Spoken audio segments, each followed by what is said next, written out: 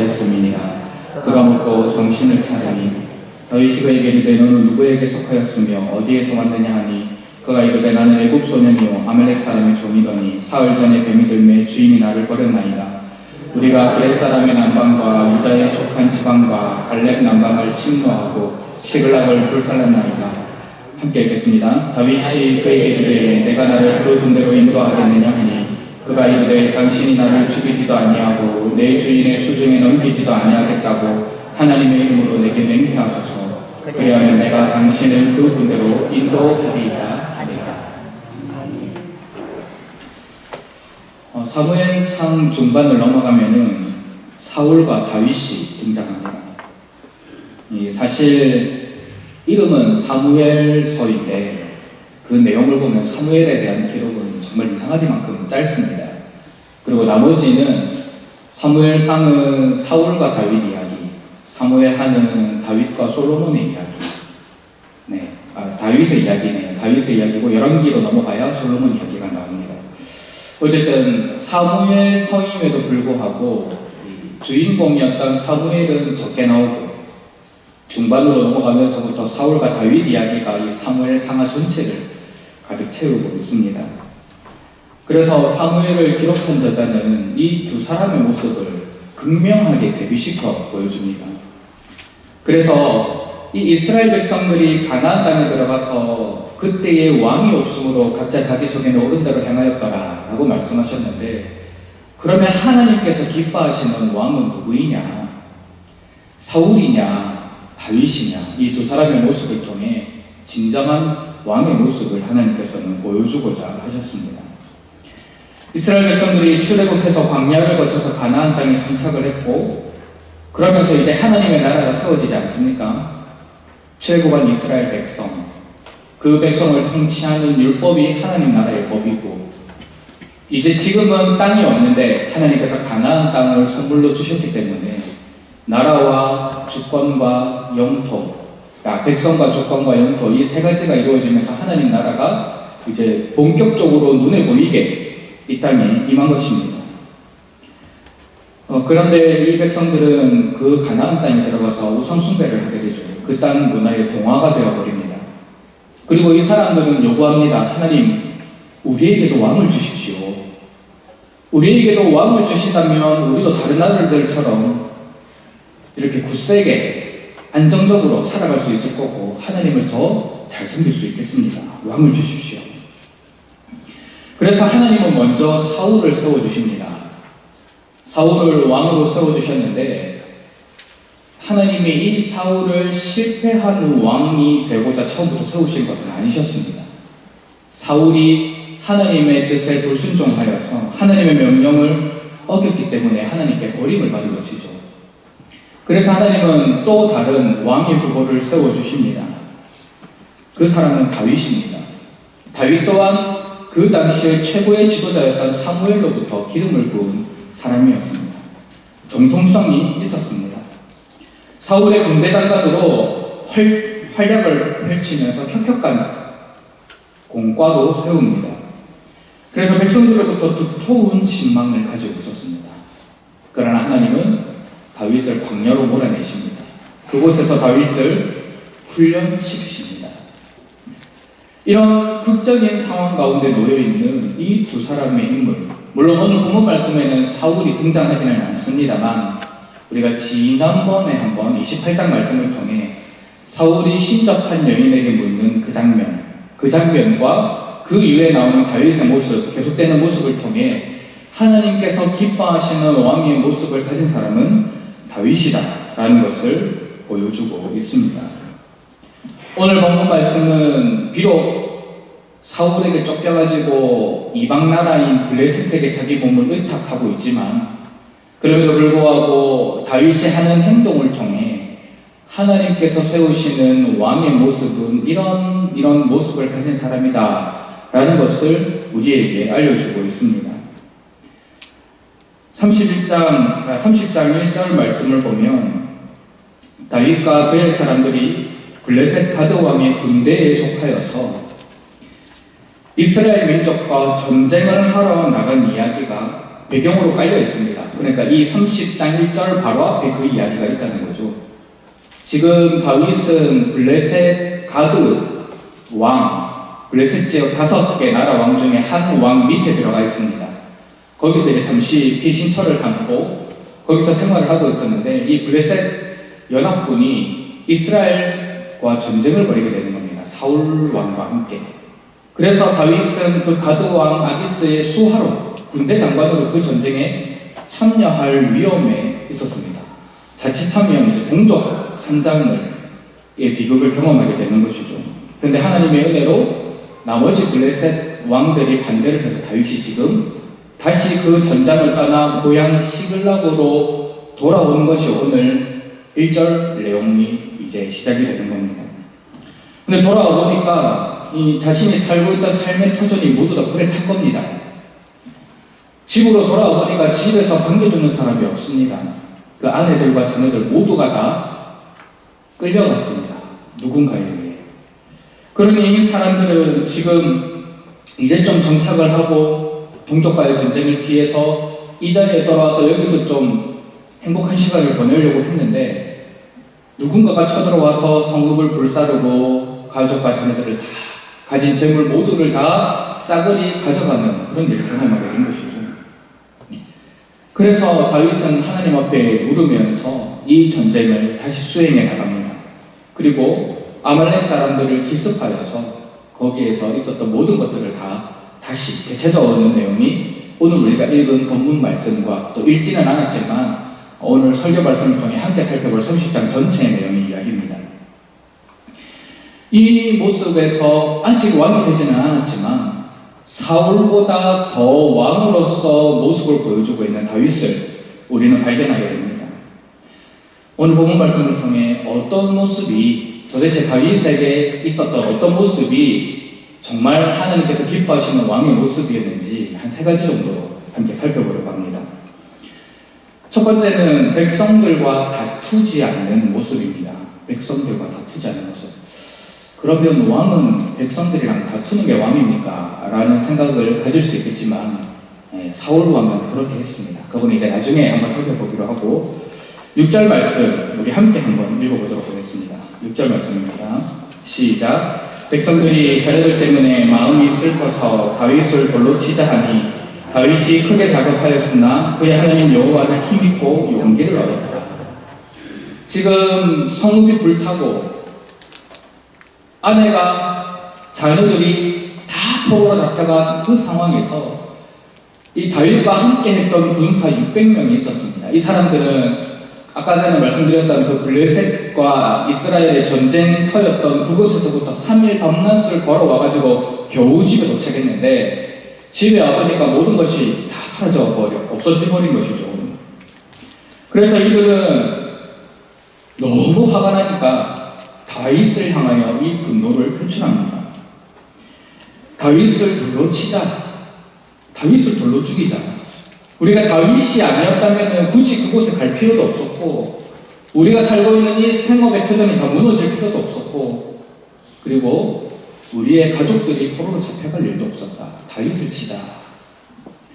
근데 좀 상식적으로 이해가 되지 않는 이야기입니다. 왜냐하면 이들이 하루 이틀 다윗과 함께했던 사람들이 아니었거든요. 이들은 처음에 아들람굴에서 다윗과 함께 할 때 400명 정도가 생활을 하고 있었고 이후에는 더 사람들이 늘어나서 지금 600명. 하루 이틀 다윗과 함께 있었던 사람들이 아니라 오랜 시간 동안 다윗과 함께 하고 있었던 사람들이었습니다. 그러나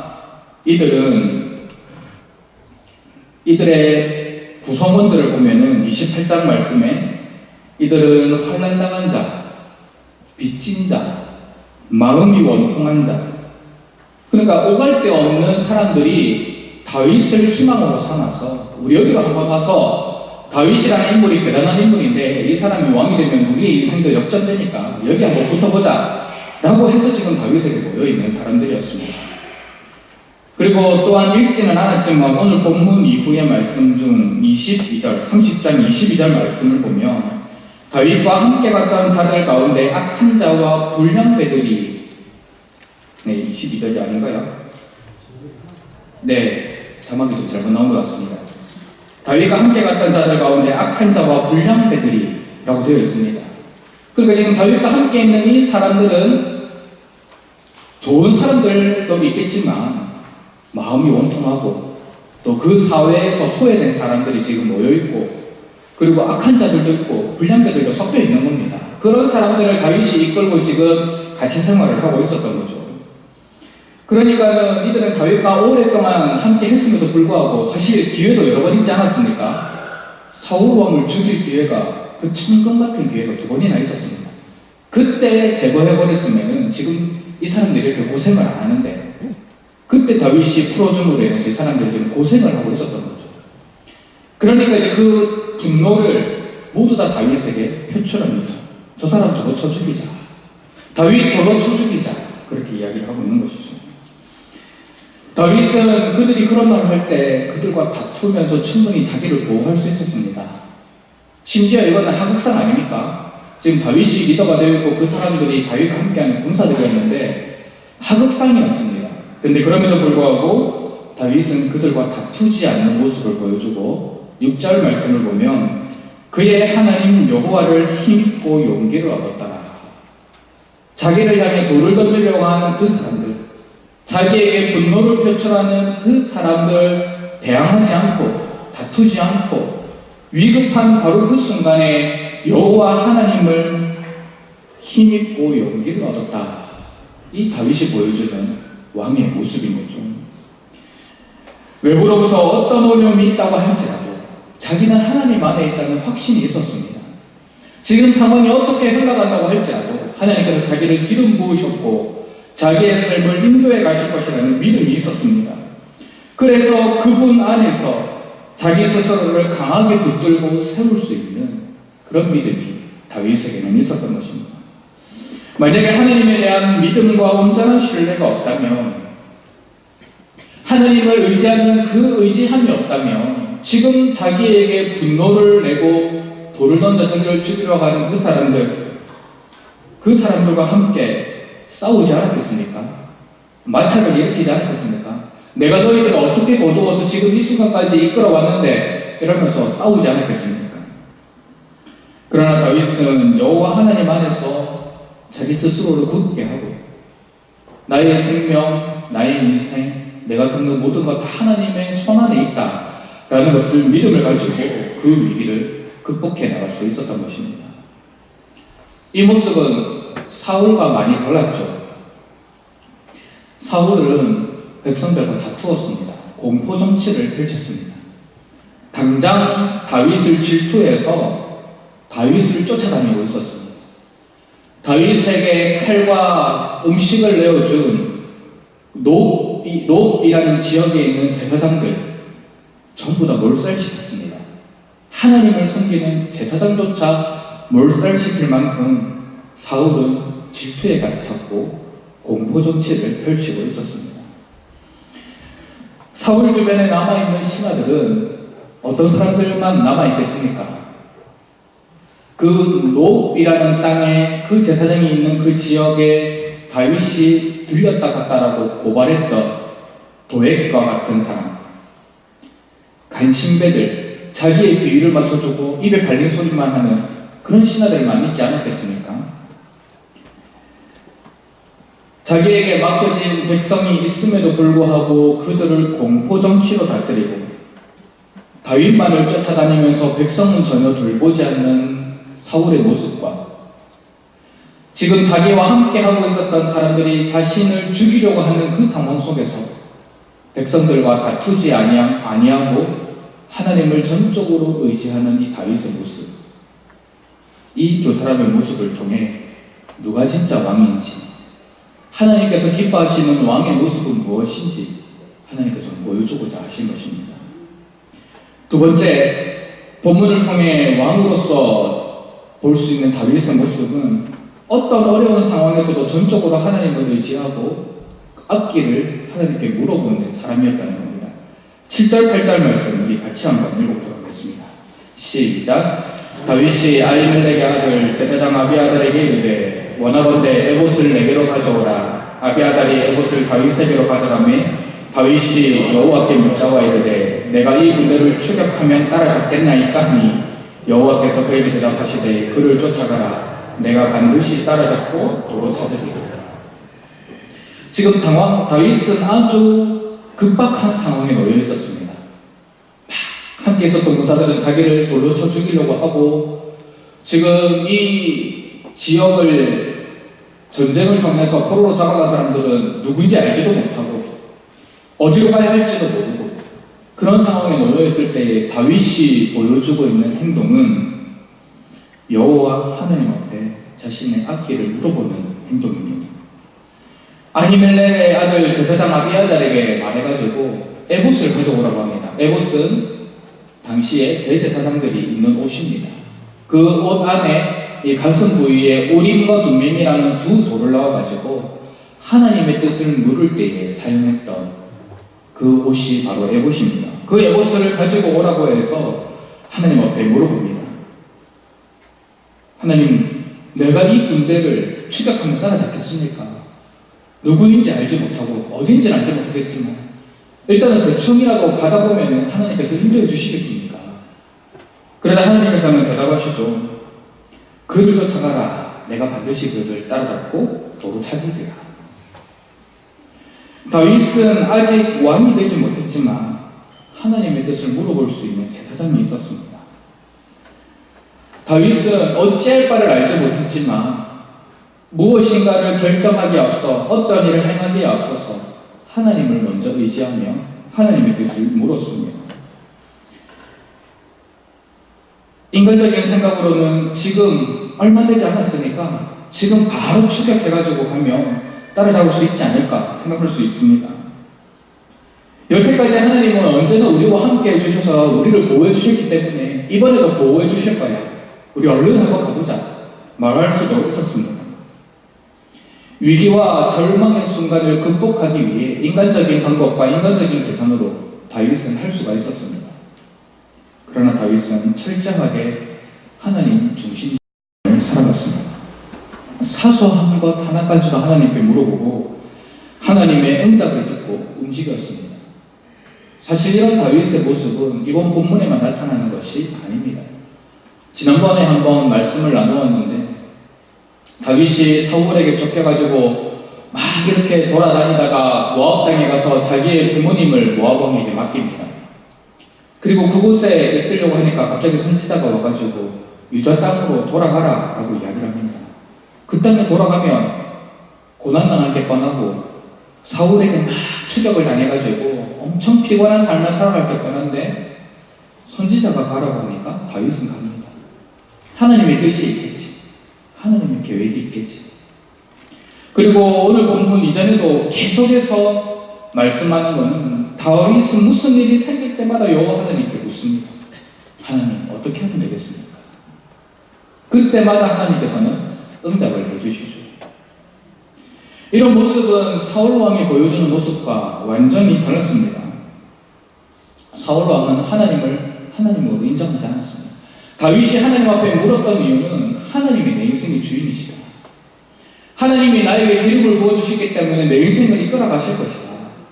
이 모든 상황 속에서 하나님의 주권을 인정하며 하나님 붙들고 살아가면 나는 반드시 승리하고 왕으로 기름 부음을 받는다. 그 믿음이 있었기 때문에 하나님을 의지했던 것 아니겠습니까?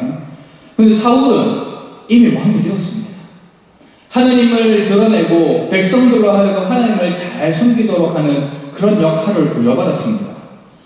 그런데 하나님께서 아말렉 군대를 진멸하라 라고 말씀하셨을 때 사울 왕이 보여주었던 것은 무엇입니까? 남겨두었어요.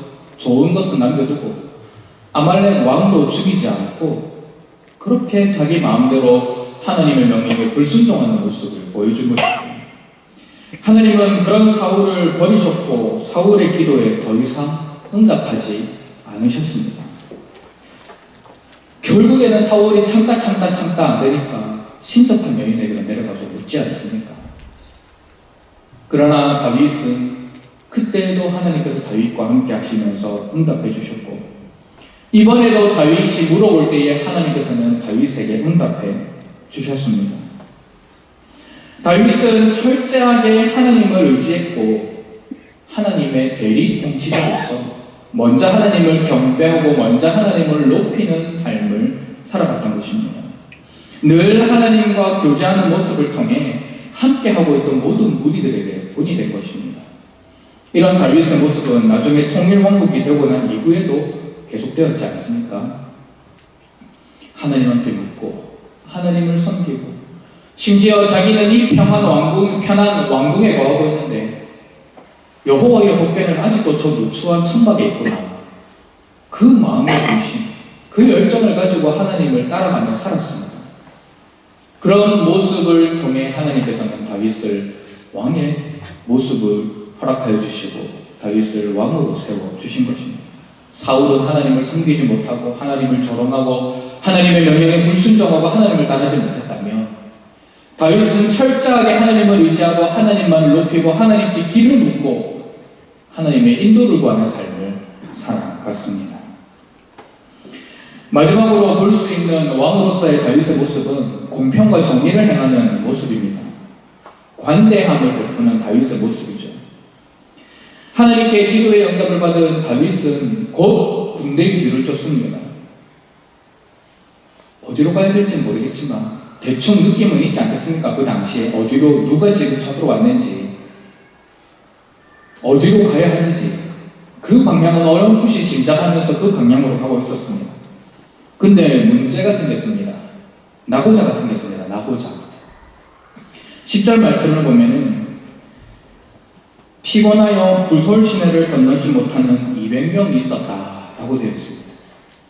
여기서 말하는 피곤하다라는 것은 원어의 의미를 보니까 지쳐있는, 체력이 약해진, 이 단어를 영어로 번역한 것을 보니까는 희미한, 원기가 없는 이런 뜻이 담겨 있었습니다.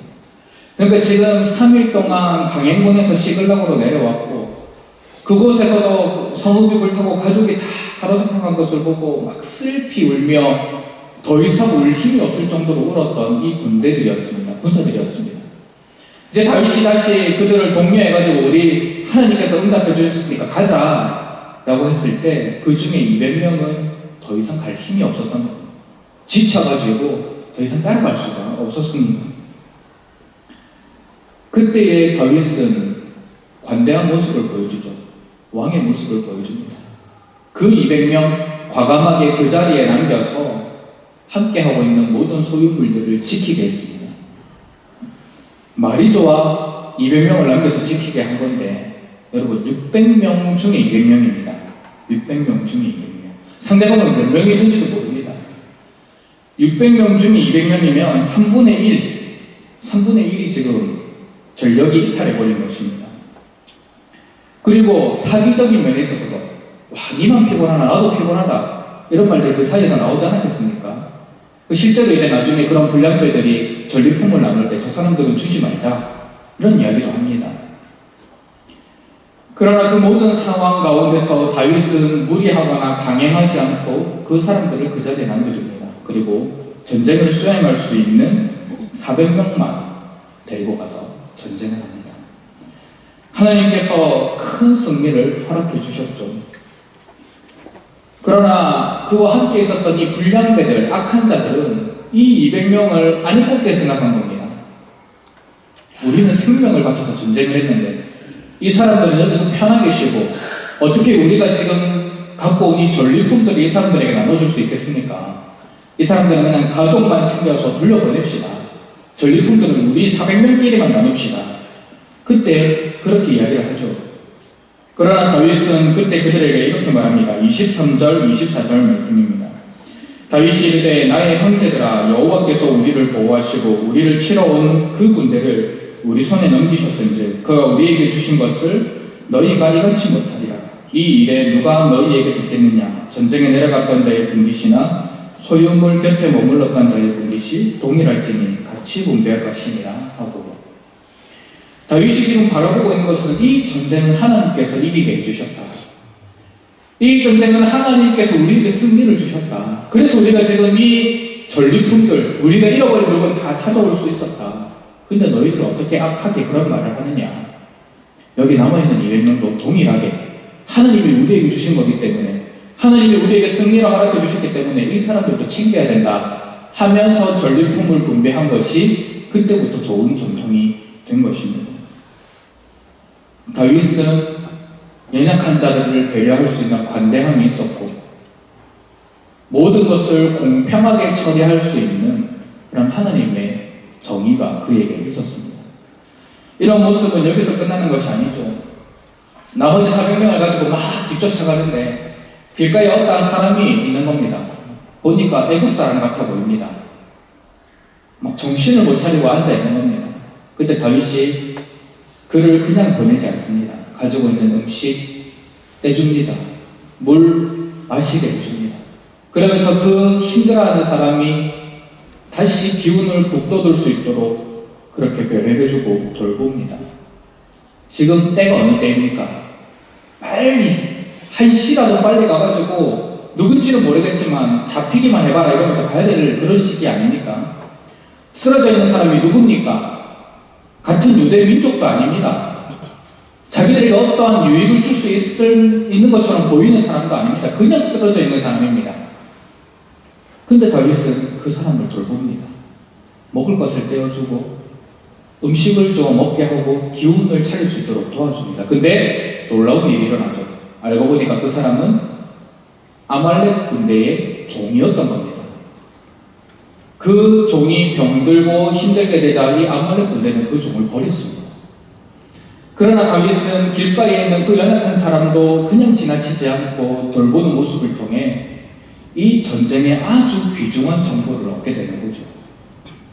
그 정도로 다윗은 같은 군사들, 같은 민족들에게나 아니면 다른 민족 사람들에게나 연약한 사람들을 돌볼 수 있는 관대함이 있었습니다. 물론 그렇다고 해서 다윗이 모든 일에 관대한 것은 아닙니다. 왜냐하면 하나님께서 맡겨주신 일을 처리할 때는 하나님의 명령대로 순종했기 때문이죠. 아말렉이 승리에 도취해서 막 흥청망청 잔치를 벌이고 있을 때 다윗은 그 아말렉을 다 쳐서 진멸시킵니다.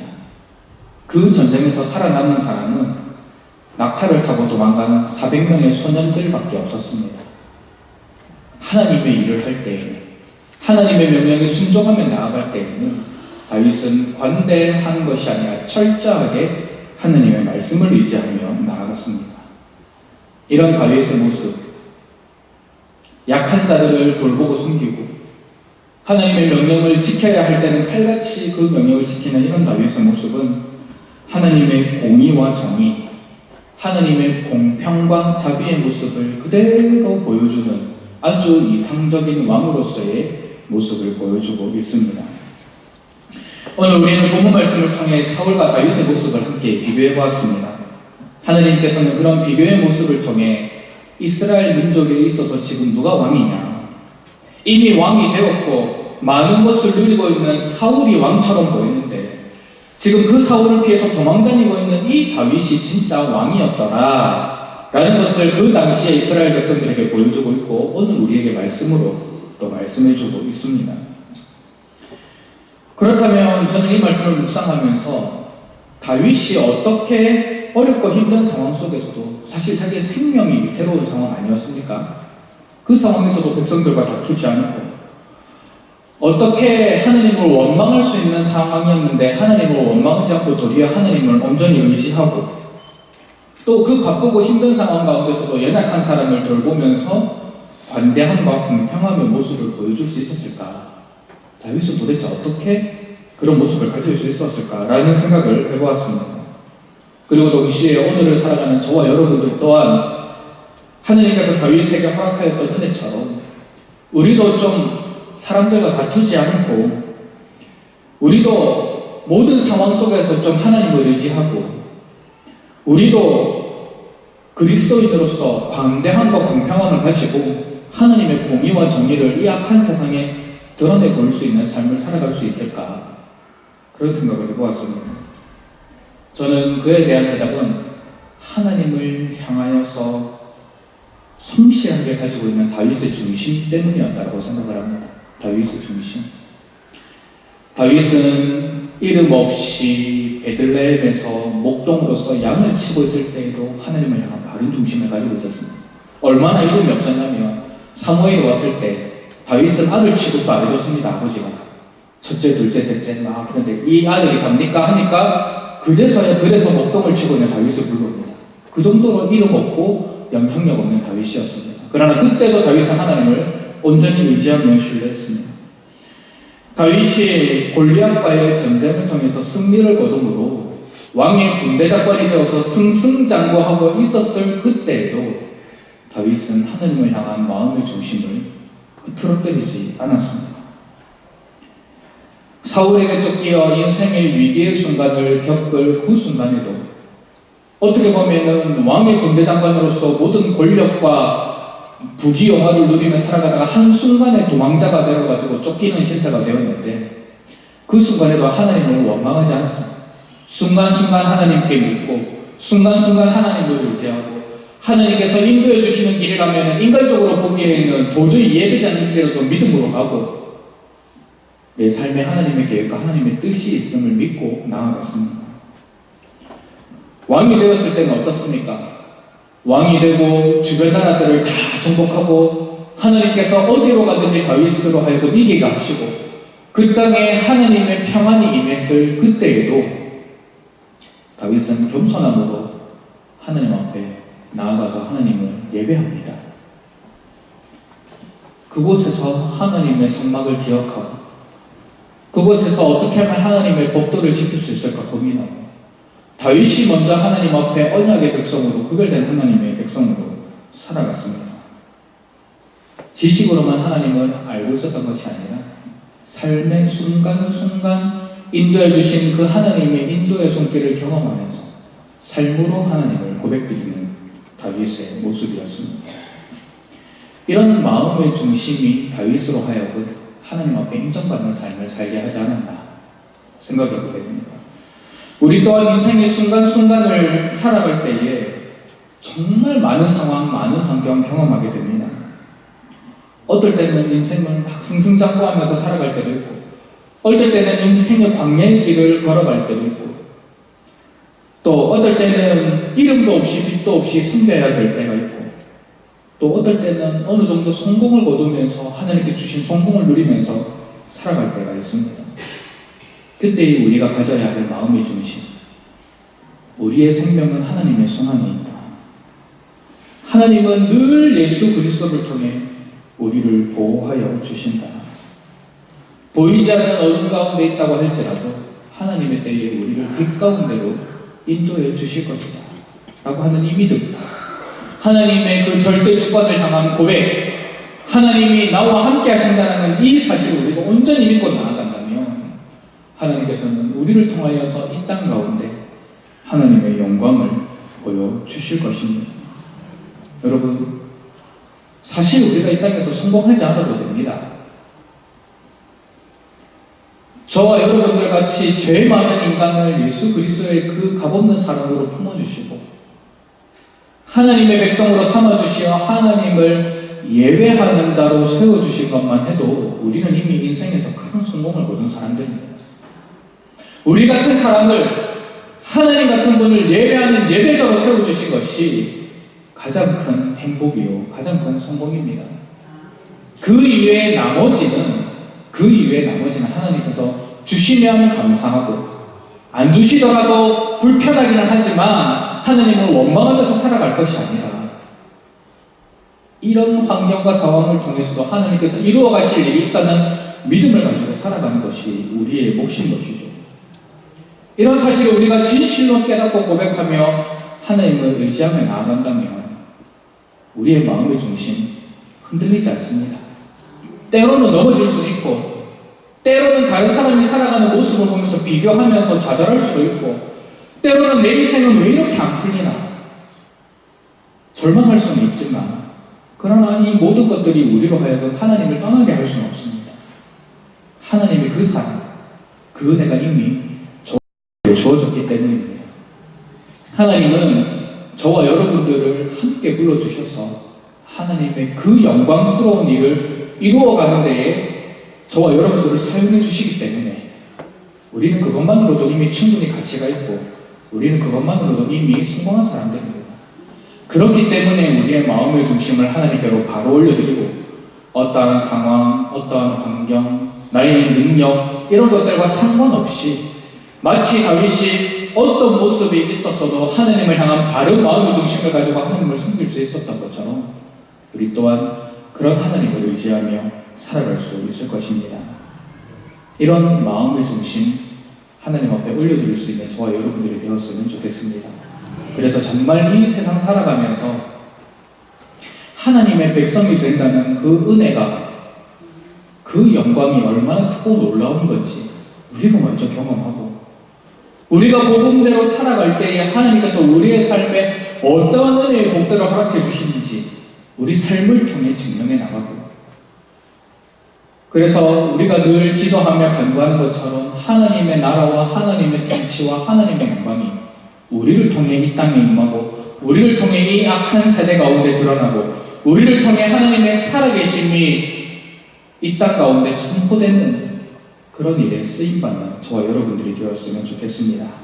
바로 원하기는 어떤 상황에도 흔들리지 않는 마음의 중심, 이것도 물론 하나님께서 주시는 거긴 합니다만 그 하나님을 전적으로 의지하는 우리의 신앙 고백을 통해 오늘도 살아서 역사하시는 하나님을 경험할 수 있는 저와 여러분들이 되시기를 간절히 소원합니다.